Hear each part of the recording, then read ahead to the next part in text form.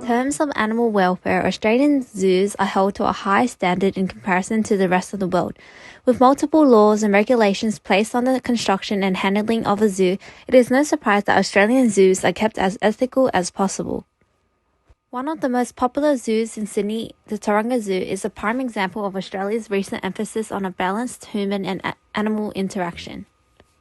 With regular welfare inspections and professionals on hand, Taronga Zoo has changed its focus from only animal entertainment to conservation and education as well. Such changes include an ethical sourcing of zoo animals, educating the public, species reintroduction, funding of wildlife research and conservation, as well as a consultation of a board of directors. Although these may seem standard in the current day and age, this newly improved zoo design has allowed for a vast development in the ethical, educational, and entertainment aspects of zoos. Now, although animal welfare has come a long way compared to a few years back, there is still room for improvement in the current zoo designs. Here is Tommy with some additional information on the topic. Thanks, Caitlin. As we can see at Taronga Zoo, there's not a lot of visitors anymore, but that's only due to the impact of COVID. Usually, there'd be hundreds of visitors walking down these paths, and that shows how important the entertainment is from zoos. Profit from international visitors to Australian zoos generate a net benefit of $58 million per annum alone. From an economical point of view, zoos are vital as a tourist attraction due to the large portion of endemic species housed in Australia. However, in terms of animal ethics, the increasing number of visitors can severely impact the animal's well-being. The emphasis of human dominance in the animal and visitor interaction places a large amount of stress in terms of noise, light, and scent pollution. These stress factors can lead to anti-predatory behavior, resulting in fear, anxiety, and consequently, an increase in susceptibility to diseases, decrease in immune function, appetite, and fertility. Some animals, on the other hand, use the presence of visitors to relieve their boredom and maintain their mental health through stimulation.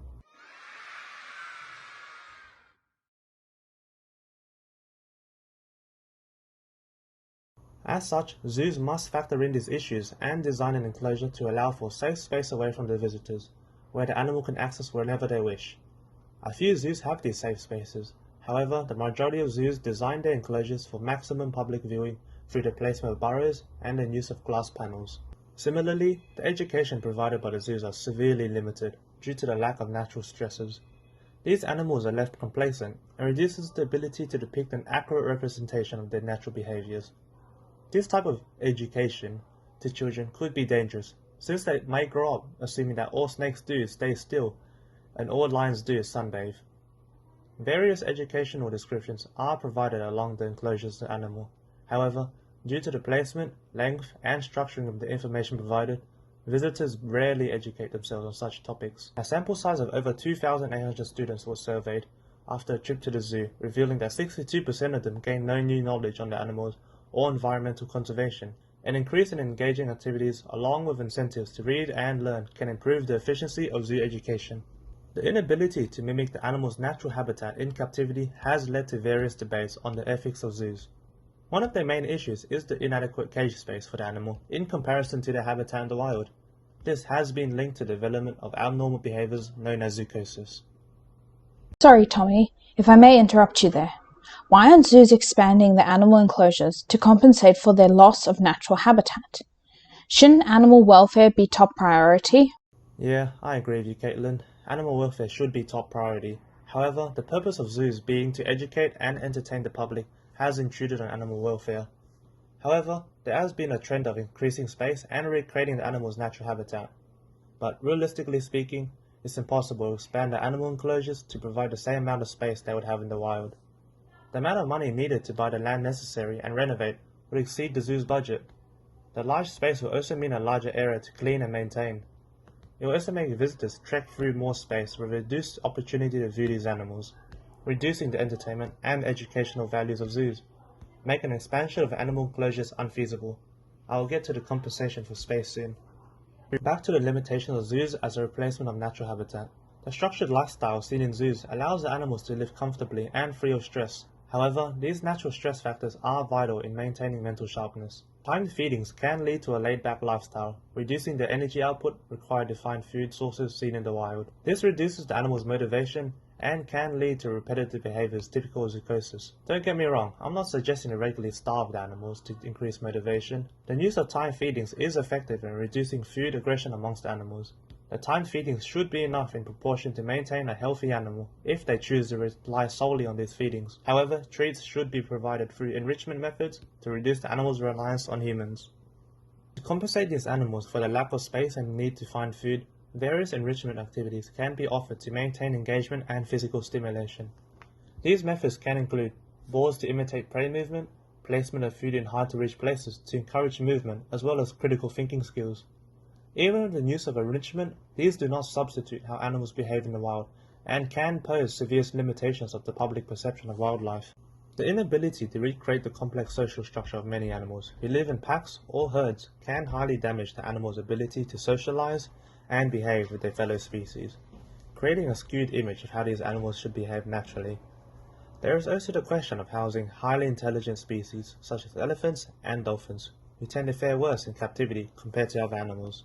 From my limited knowledge of zoos, why do zoos still exist? There should be alternatives to keeping animals captive in limited spaces with the current technology. The German circus Roncalli has made a revolutionary step in animal entertainment by replacing animals with holograms.